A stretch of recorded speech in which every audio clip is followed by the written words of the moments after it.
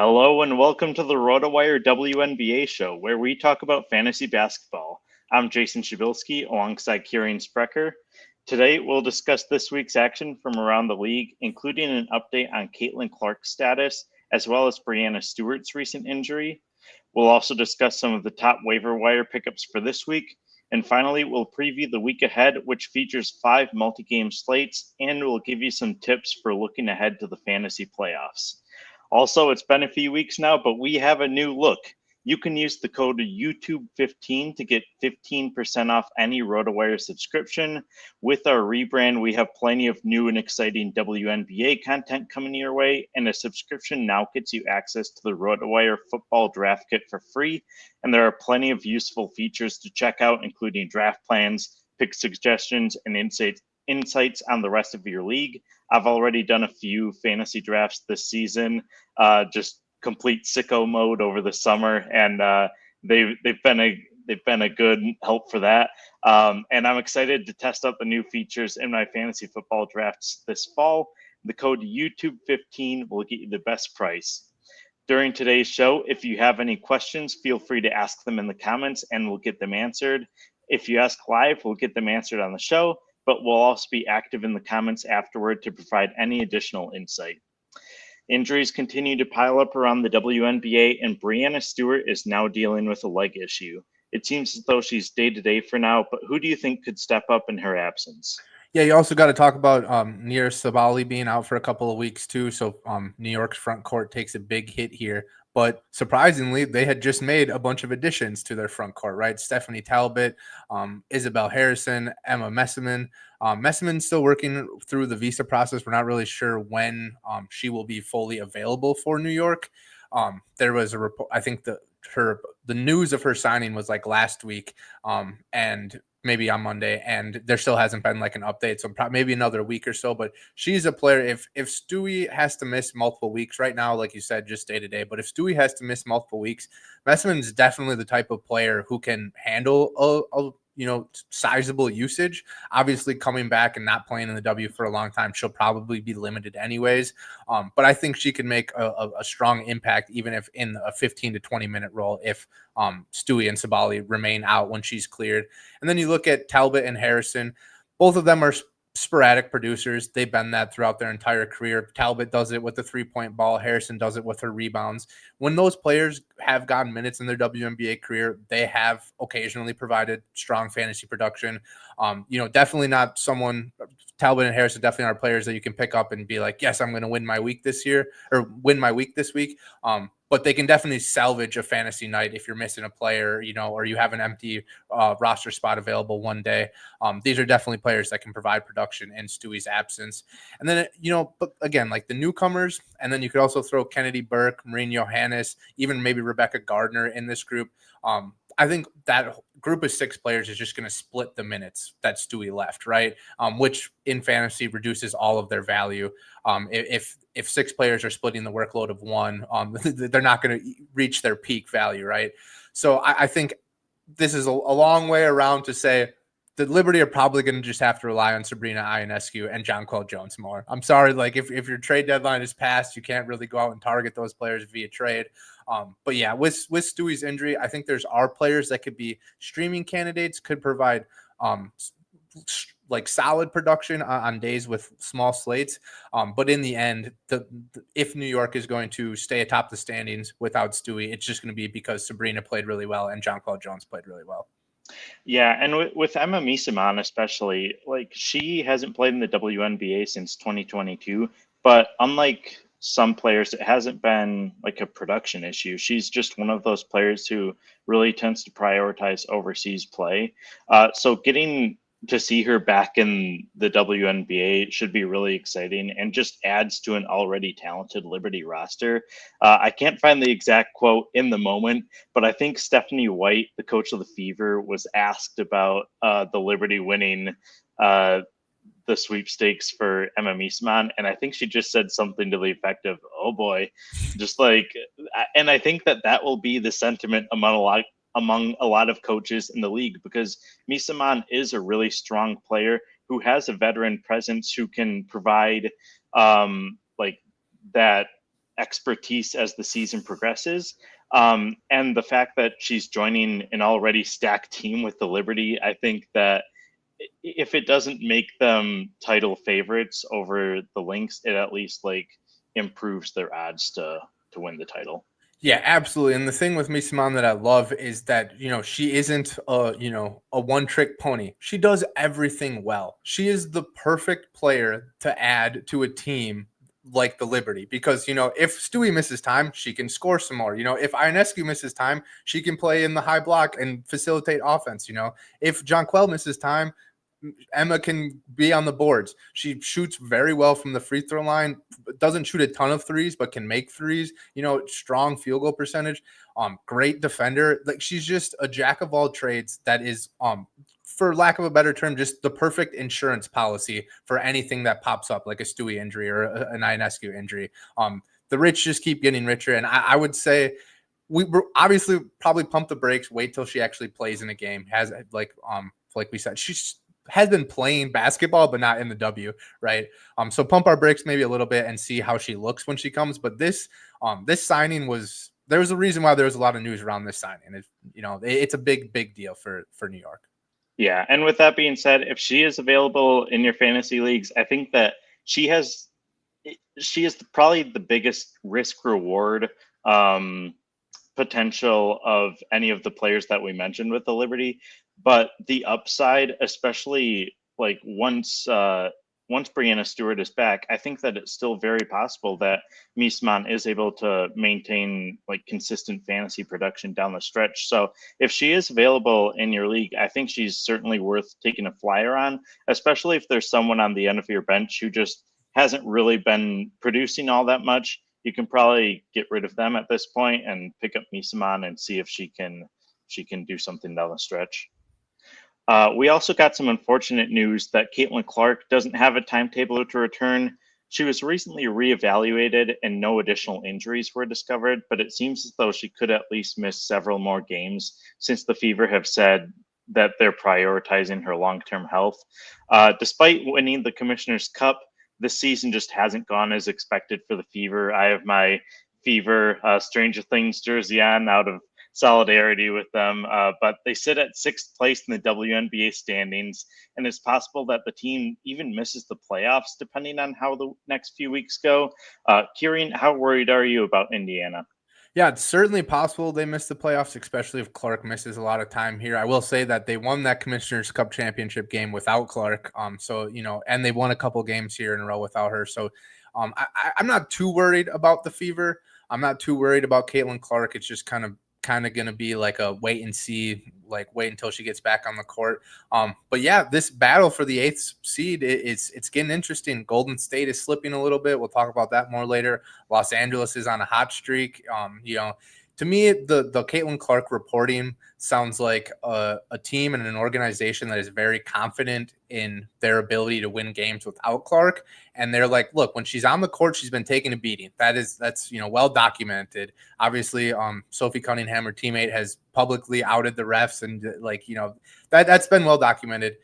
Clark has been taking a beating. She's been dealing with minor injuries. When she came back, she was played 25, 26 minutes. It wasn't a full workload. So I think maybe they rushed her back a little too early that time. And this time they're like, okay, look, we can make the playoffs without Clark, but we can't go far in the playoffs with a limited Clark, right? So they're just going to take their time, make sure that she's 100%. Obviously, that's terrible for fantasy, right? I expect she might even miss some postseason games, or like fantasy postseason games, but in the long run, I think Kelsey Mitchell dialing back the clock, Aaliyah Boston of like being a true, nothing short of a star. Like we talk about Clark, we talk about Kelsey Mitchell, Sophie Cunningham, Aaliyah Boston has been frankly a superstar for this team. She has kept them afloat, consistent as consistent gets for a young player.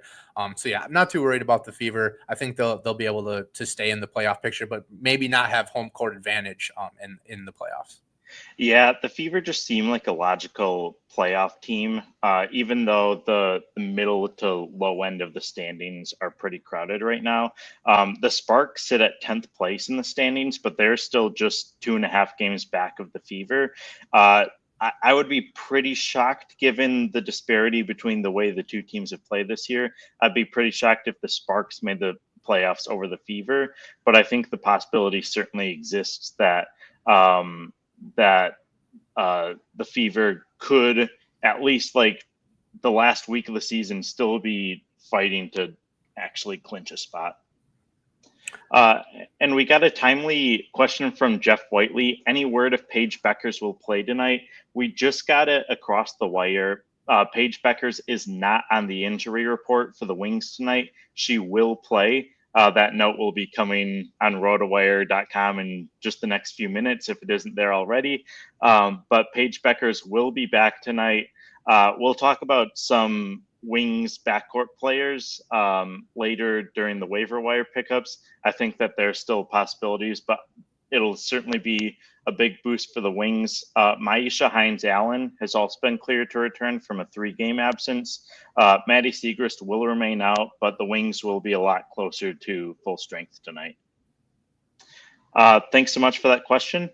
Moving on to the waiver wire pickups, standard ESPN leagues have just 2 weeks remaining in the regular season, which means that waiver wire pickups are especially important for those who are competing for playoff spots. Let's start with Haley Jones of the Wings. We just talked about Dallas. Jones is rostered in just 6% of ESPN leagues. She was productive in college, but her WNBA career got off to a slow start with Atlanta. She was let go by the Dream ahead of the regular season and spent time with the Mercury earlier this year before joining Dallas. She had some inconsistent performances early in her time with the Wings, but she's turned things around recently, scoring in double figures in 4 consecutive appearances while posting at least 24 ESPN fantasy points in each of those outings. Now, we just mentioned Paige Beckers. Beckers was active for 3 of those matchups in which Jones scored in double figures. So it's certainly possible that Jones continues to garner a role down the stretch as the Wings continue to evaluate their young backcourt talent. We talked about how competitive the middle to bottom of the WNBA standings are. There are about 3 teams who are probably on the outside looking in for the playoff picture, with the Sky, the Wings, and the Sun. So I think that the Wings will still play some of their star players down the stretch, but it wouldn't be surprising to see some of the players that we've talked about all this season between Jones, JJ Quinterly, Isaiah James, all of those players just get looks as the Wings try and look forward to 2026 and see how they can get back to a competitive status. Yeah, absolutely. Full disclosure, this morning I moved Haley Jones up ahead of Isaiah James on the depth chart. And, frankly, I could have moved her ahead of Dejanay and JJ if we're just Quinterly, if we're just talking minutes. Obviously, Quinterly and Carrington moved back into the starting lineup. So they're established as starters, but Jones is playing more minutes off the bench. So maybe it's only a matter of time before Jones gets a chance in the starting lineup. But yeah, even coming off the bench, like right now I have her as the 5th point guard on our depth chart, or the 5th guard on our depth chart. But like she's playing the 2nd most minutes, especially when Paige misses time or Enrique misses time. So even if she's coming off the bench, I think Haley Jones has established herself in this rotation and is not going to give up that role lightly. Absolutely.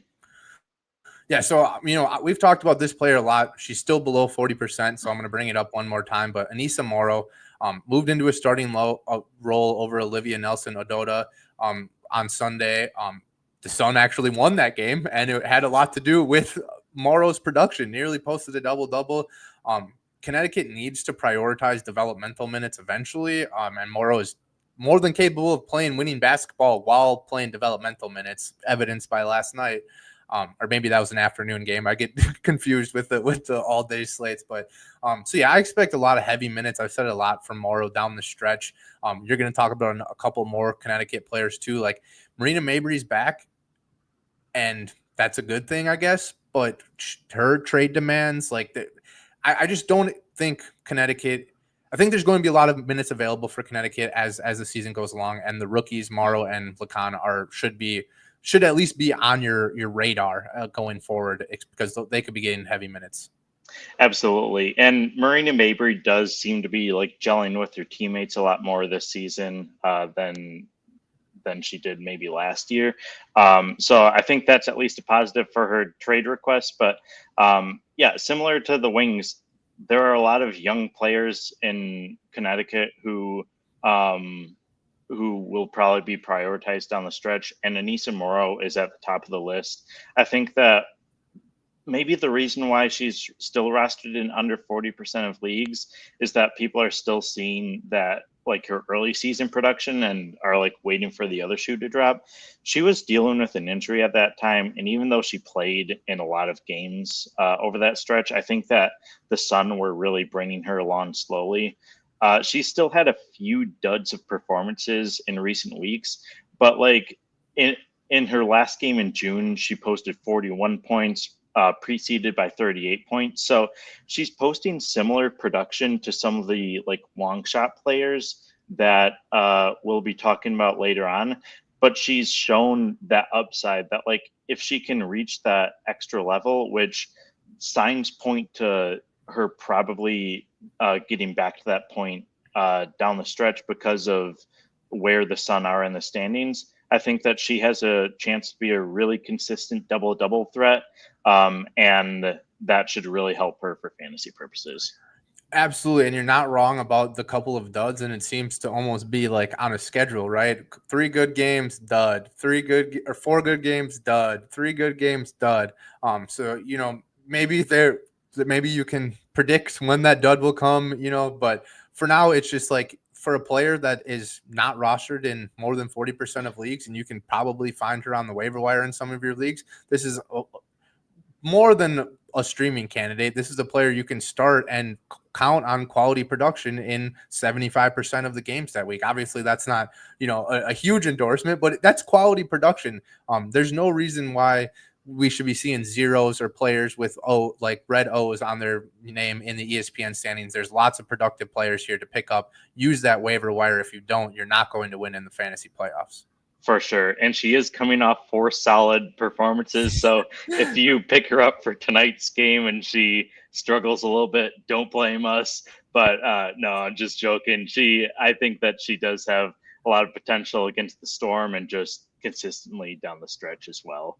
And for as much as we've talked about the Valkyries this season, we discussed a little bit earlier, they've hit a rough patch recently by losing 4 of their last 5 games. One injury update that we didn't cover earlier is Kayla Thornton, who has unfortunately been ruled out for the remainder of the season. She was an all-star this year. I believe it was the first time in her career. So it's really unfortunate that she'll miss significant time to close out the season. However, a bright spot who has stepped up recently has been Iliana Rupert, who missed the start of the season due to overseas commitments, but was reactivated in mid-July. She's appeared in each of Golden State's games after the All-Star break, and she posted at least 20 ESPN fantasy points in each of those 2 outings. One of those games was a blowout loss to Connecticut, so it's not yet clear what her role will look like in more competitive games. But I think that with Thornton's absence, they'll be looking to fill just some of those front court minutes. And she's already showcased some fantasy appeal and at least warrants a speculative pickup in deeper leagues, as she's rostered in just 4.8% of ESPN formats. Yeah, absolutely right. Definitely keep Rupert on your monitor. I will only add that Monique Billings didn't play in the maybe both contests or just the previous one. So that's let me check here. Yeah, Billings missed both of those games. Her role was already trending down, so maybe with Rupert playing well, maybe that's just a change on the depth chart for good. And Billings is a veteran dealing with an injury, so once that opening, once there's an opening, the young player takes it and runs with it for sure. So definitely have Rupert on your watch list. I'm going back to the well in Connecticut. Bria Hartley, 14% rostered. I'm sure this percentage dropped with Marina Mabrey coming back, but folks, Hartley has scored double-digit points in 9 straight, 6 6 of those with 20 plus and 2 30 plus in that span. That is as good as it gets for a streaming candidate. Her teammate Sanaya Rivers has scored at least 20 fantasy points in 6 straight. Rivers is rostered in 25% of leagues. So if you need a streamer, you're going about to mention another Sun. Look at the Sun for potential streaming candidates, because these players are productive, even if they aren't, posting the monster 50-point outings or whatever. A 20-point, a 25-point outing can swing a fantasy week for sure. Yep, and even if they don't have some of the upside that they showed while Breanna Stewart was sidelined, there's, like you said, there's something to be said about just having a solid fantasy floor, which a lot of these young Connecticut backcourt players are establishing. And like, for example, with Hartley, she hasn't she's now scored double-digit points in 4 consecutive outings and 5 of her last 6 games. But even when she does have slightly poor performances on the scoreboard, she still generally has enough production between assists, and she picks up usually at least a steal per game. So it's encouraging to see her doing that, and that really props up her fantasy floor as well. We mentioned Leila Lacan earlier this season, also in Connecticut, but she's still rostered in just 3.1% of leagues, which is even lower than Haley Jones and Iliana Rupert, who I mentioned earlier. Lacan has scored at least 15 ESPN fantasy points in each of her last 6 appearances, and she's maintained a solid level of production even with Breanna Stewart back in action. Lacan has logged over 20 fantasy points in just 2 of her appearances during her recent hot streak, but she's established a solid floor recently that at least warrants more rostership than she currently has.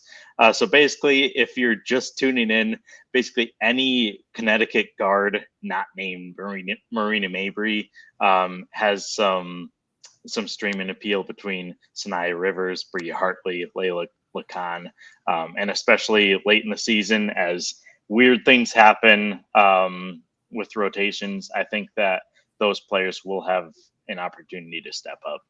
If we're just looking at rostership, and I'm aware of the fact that a lot of leagues, or not a lot, but some leagues are dormant. They draft, and then they go dormant. But DeWanna Bonner and Dejanay Carrington are both rostered in over 75% of leagues. Nalissa Smith is rostered in 72% of leagues. I would take all 4 of the Connecticut players we mentioned on them over the 3 I mentioned on my roster in a heartbeat. The consistent production, yes, you can scoff at it, but cannot stress how important that is on a week-to-week basis. So my next player is one that we haven't really talked about on this show. I do a lot of repeats, trying to get you guys to pick up these players, but Natasha Mack, rostered in 20% of leagues, looks like she's claimed a starting role over Catherine Westbeld, which makes sense given Mercury weren't really starting a center or even anyone who remotely resembled a center. Westbeld is more of a small forward or power forward. And with it, either way, though, Mack has been productive, scoring double-digit fantasy points in 7 straight, 5 of those with 20-plus points. There's Alyssa Thomas dishing her easy passes, Clea Copper dishing her easy passes. All Mack needs to do is grab boards, run the floor, and make open layups, and she can be a very, very solid fantasy option here towards the stretch run. And Phoenix is a really good team, so I don't see why they would really switch things up here. I think Mack was dealing with an injury to start the season, which kind of limited her role, and Phoenix is playing well, so they didn't really need to force minutes. Now she's hitting her stride, and we should take notice as fantasy managers. For sure. Mack was a player who I really thought would have a chance to step up in Phoenix during the post-Brittany Griner era, but I think the injury kind of derailed her start of season production. However, now she's been a really consistent fantasy producer in recent weeks. She scored in double figures just once this season, with that being her last game, Sunday's game against the Mystics. But she's one of those players. She's a menace on the defensive end of the floor between boards, steals, and blocks, which As we know, in ESPN fantasy leagues, under standard scoring, defensive production is king. So if a player like Natasha Mack can be generating the kind of production that she is, she certainly warrants fantasy consideration. She's had multiple stocks in each of her last 5 appearances, so I think that the upside is certainly there, especially if she does get a few more field goal attempts per game, but I wouldn't count on that. Yeah, totally. And like the defensive thing, you brought up the stocks. I'll just quickly 8 games with double-digit blocks. So like 8 of her 16 games, double-digit blocks. She's recorded at least 1 steal in all but 1 of her games, and then she's had double-digit steals 5 times, 2 games with 3 steals. So like you nailed it. The defense production is where she gets her fantasy production for sure. Absolutely. And we've kept this question from Jeff Whiteley waiting long enough in the queue, but I was just doing a little bit of impromptu producing because I knew what player was coming later on. He's asking, how long is Rhyne Howard out? Unfortunately, we don't really have much of a return timetable. She's one of those players. Her most recent injury update came around mid-July. She was just ruled out through the end of the month. Which basically means she could be back as early as the end of this week. She could also be out like several more weeks. If I had to guess, just because we haven't seen a lot about Rhyne Howard like at practice or anything, Kirien and I are watching Twitter every day for WNBA updates. And everyone at RotoWire is. We haven't really seen some of the practice updates that we see when a player is on the cusp of returning. So I would expect that she'll probably remain out at least through this week. But she hopefully she can get back in time to help the Dream with their playoff push. But it wouldn't surprise me if it's maybe closer to at least mid-August before we really talk about her being back in action. Yeah, absolutely. And you're 100% right that sometimes we see those practice updates, but again, like a player, especially for more prominent players like Rhyne Howard is. But again, Misha Hines-Allen, there wasn't any reports of her practicing or, she's just, missing a couple games. She'll come back on the second half of back-to-back. And then today she was just off the injury report. I feel like that's no disrespect to Misha Hines-Allen. At one point, you were a very, very prominent player in the league, and prominent fantasy producer too. But at this stage of her career, maybe there isn't as much reporting. I would go out on a limb and say that a player like Rhyne Howard, Cameron Brink, we should get some reporting a couple of days ahead of time before they're about to make their debut. But again, can't always count on that, especially over the weekend. Like I feel like the WNBA reporting goes dark mode over the weekend. For sure. Yeah, I think that once a player of Howard's caliber is back in practice, we'll hear some stuff. Speaking of a player who could step up in her continued absence, I've gone with all long shots up to this point, and I'll keep that trend going. Maya Caldwell has started in each of the Dream's 5 games that they've played without Rhyne Howard, and she's rostered in just 1.1% of leagues. Caldwell hasn't been particularly flashy. She scored in double figures just once as a starter, but she tends to have enough well-rounded production as a whole to generate decent fantasy results, as she's posted at least 18 ESPN fantasy points in 4 of her 5 starts. Howard has only been ruled out through July, as we mentioned, so we don't know exactly when she'll be back. Caldwell's fantasy role will likely evaporate once Howard is back in action, but Caldwell at least profiles as a short-term option at this point. Basically, roster until we see something otherwise. Totally agree. Definitely needs to be on a radar. The only other note I'll mention is that Shatori Walker-Kimbrough's role has steadily, it's not like a major increase, but she's steadily seeing more minutes as the last couple of games have gone on. But, that's just another thing to keep an eye on. But while Howard is out, a starter like Caldwell should be rostered for sure. Absolutely. And as we look ahead, let's preview some of the teams that have favorable matchups for the fantasy playoffs. We discussed this a few weeks ago, but Atlanta has basically a dream schedule, no pun intended, during the fantasy championship week. The Dream begin that 2-week span with a matchup against the Aces, which isn't ideal, but they then face the Wings once, the Sparks twice, and the Sun 3 times. Their schedule during the semifinals is much tougher with matchups against the Liberty, Aces, and Lynx, but the Dream could have some sneaky good ads for the championship, especially if Ryan Howard is still out at that point. Hopefully she'll be back in action at that by then. But the Dream are one of those teams who, even when their starters are all healthy, they tend to have at least one or two other like decent fantasy options off the bench. Like you mentioned, Shatori Walker-Kimbrough. Her role has increased during Ryan Howard's absence, but she's still one of those players. She has a decent floor, a few just really poor performances, but she has the chance to really be a contributor during the championship.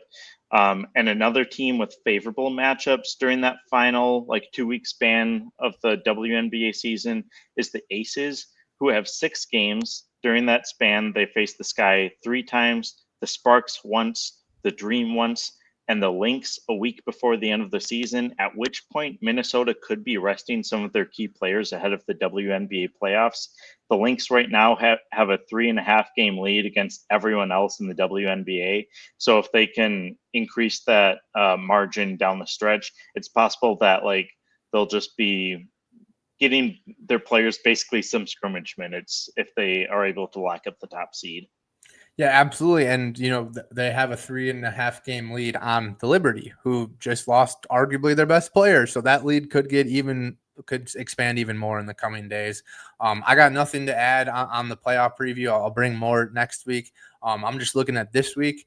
I think I would have laughed at myself for this in the preseason, but this Sparks Aces game on Tuesday is massive for both teams and basically just the playoff picture in total. A lot of these games are going to be huge for the playoff picture as teams are just duking it out in the standings on a game by game basis. But Sparks are on a roll, won 5 straight. It's worth noting that 4 of those 5 were against the Mystics and Sun, while the other one was against New York when they just had lost Stewie after 9 minutes or 10 minutes or whatever it was.